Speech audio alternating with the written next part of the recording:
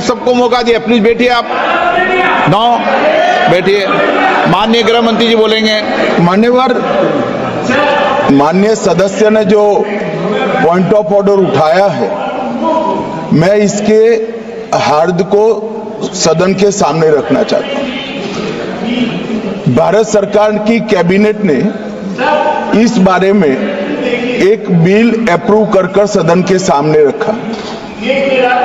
आपके द्वारा ये बिल जॉइंट पार्लियामेंट्री कमेटी को दिया गया, जिसका विपक्ष का भी बड़ा आग्रह था। कमेटी ने इस पर सुविचारित रूप से अपना मत प्रकट किया। वो जो मत प्रकट हुआ, वो मत फिर से कैबिनेट के सामने गया। कमेटी के जो सुझाव थे, ये भारत सरकार की कैबिनेट ने स्वीकार किए और अमेंडमेंट के रूप में किरण रिजिजू जी लेकर आए। ये तभी होता है जब ये ऑफिशियल अमेंडमेंट कैबिनेट की अनुमोदन के बगैर आता है। मान्यवर, मैं नहीं मानता इसमें कोई पॉइंट ऑफ ऑर्डर है, और आपका ही आग्रह था कि कमेटी जॉइंट पार्लियामेंट्री कमेटी बने। अगर कमेटी ने कोई बदलाव ही नहीं करने हैं तो ये कांग्रेस जैसी कमेटियां नहीं, हमारी लोकतांत्रिक कमेटी है मान्यवर, जो दिमाग चलाती है। कांग्रेस के जमाने में कमेटियां होती थी जो थप्पा लगाती थी। हमारी कमेटी चर्चा करती है, चर्चा के आधार पर विचार करती है और परिवर्तन करती है।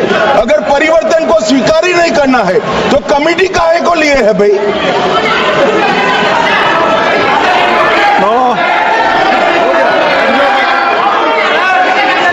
आप जब विधेयक पे चर्चा हो तो सबको मौका दूंगा। अभी 0 ओवर पर माननीय गृह मंत्री, मैं इस पर अपनी व्यवस्था देता हूं। माननीय सदस्यगण, श्री एन.के. प्रेमचंद्रन जी ने जो प्रश्न उठाया है, वक्फ संशोधन विधेयक 2025 पर संयुक्त समिति में विधेयक कुछ खंड जोड़ दिए गए जो विधेयक के दायरे से बाहर हैं।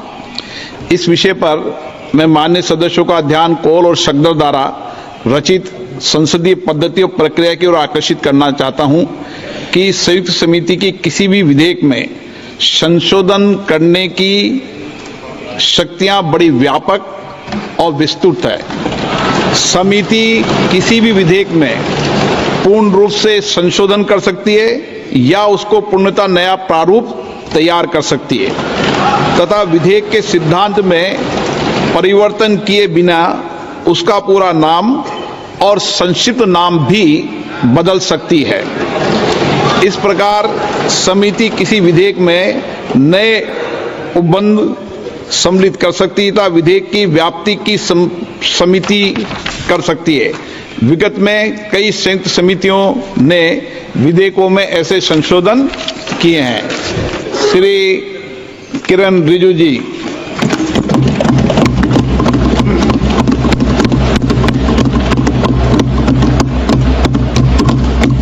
Honorable Speaker, sir, I rise to move the motion for consideration of the Waqf Amendment Bill 2025 and Mussalman Waqf Repeal Bill 2024.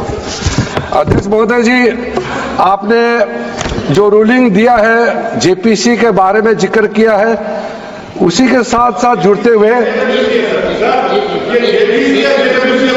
एक मिनट किरण जी, एक मिनट श्री सौगत राय जी संशोधन संख्या 108 को प्रस्तुत करें। आप बोल रहे थे ना?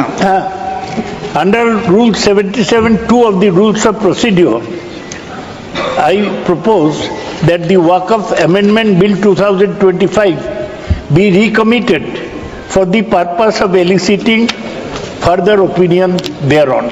ओके, माननीय मंत्री जी अब 12-16 पर अपना वक्तव्य दें।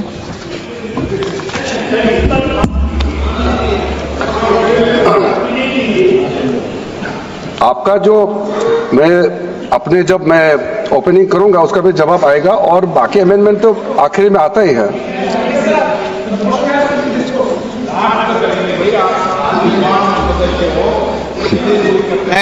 चलिए माननीय मंत्री जी। माननीय अध्यक्ष महोदय, हम सबको बहुत डिटेल में जाने का भी आवश्यकता नहीं है। कमेटी के बारे में उसका जिक्र काफी हो चुके हैं, लेकिन मैं इतना कहना चाहता हूं कि जो कमेटी इस बार दोनों सदन लोकसभा राज्यसभा मिला करके ज्वाइंट कमेटी में वक्फ अमेंडमेंट बिल पे जो चर्चा हुई है, आज तक भारत के संसदीय इतिहास में इतना व्यापक रूप से चर्चा, कंसल्टेशन और समय कभी नहीं दिया है। इसलिए मैं जो ज्वाइंट कमेटी में जितने मेंबर्स दोनों सदनों के लोकसभा और राज्यसभा में जो सदस्य उस कमेटी में थे, मेरे तरफ से सरकार की ओर से मैं धन्यवाद देता हूं, अभिनंदन करना चाहता हूं। अध्यक्ष महोदय जी, कुल मिलाकर के 97,27,772 याचिकाएं ऑनलाइन, फिजिकल, मेमोरेंडम के रूप में, रिक्वेस्ट के रूप में और सुझाव के रूप में पूरे तरह से सरकार ने देखा है, वो जेपीसी के माध्यम से हो या डायरेक्ट दिया हो, हमने सब उसको देखा है। इससे बड़ा कभी भी, इससे ज्यादा संख्या में किसी भी बिल के ऊपर में लोगों का याचिकाएं नहीं आया आज तक।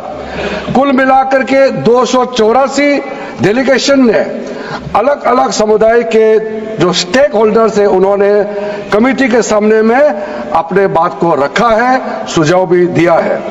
25 स्टेट गवर्नमेंट और यूनियन टेरिटरीज का वक्फ बोर्ड्स ने अपना सबमिशन भी पेश किया गया है।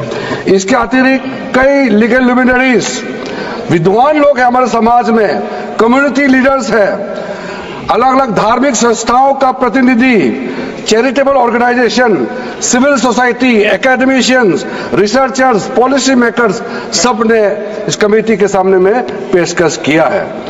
उसके साथ साथ मैं कहना चाहता हूं सर, आज जब मैं जो बात रखूंगा आपके सामने में, पिछली बार जब हमने ये प्रस्तुत किए थे बिल को इस सदन में, तब भी मैंने कई बातें बताई थी। आज मैं उसको नहीं दोहराते हुए कुछ बातें मैं जोड़ूंगा, और मुझे अपना बात रखने के बाद सिर्फ उम्मीद ही नहीं